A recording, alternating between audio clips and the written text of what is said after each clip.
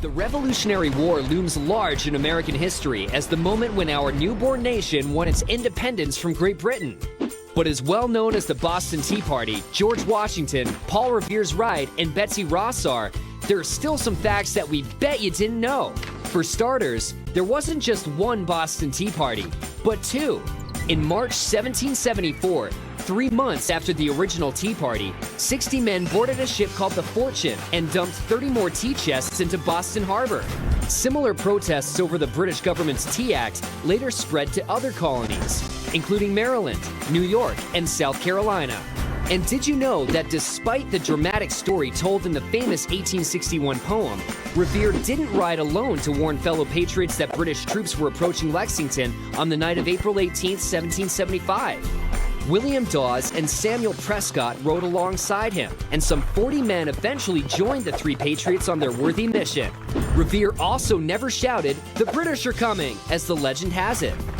In fact, he was warned to be very discreet about who he told and how. Though the most famous images of Revolutionary War patriots tend to be of white men in wigs, women, African Americans, and Native Americans all fought for the revolutionary cause.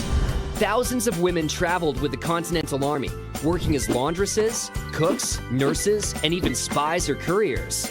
Some, like Margaret Cochrane Corbin, actually took over for their wounded husbands behind the cannon. Corbin became the first woman to receive a military pension and is now buried with full military honors at West Point.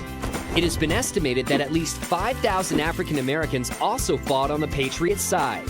In New England, blacks served in integrated units and received the same pay as whites. And though many Native Americans allied themselves with the British in the hopes of protecting their homelands from colonial expansion, others, including most Native Americans living in New England and some of the Iroquois peoples, fought alongside the colonists.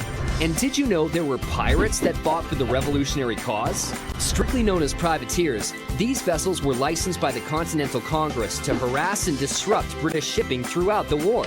Though no match for the powerful British Navy, privateers managed to help themselves to some $18 million by the end of the war, around $302 million in today's dollars. Pirates as revolutionaries? Now that's something we bet you didn't know.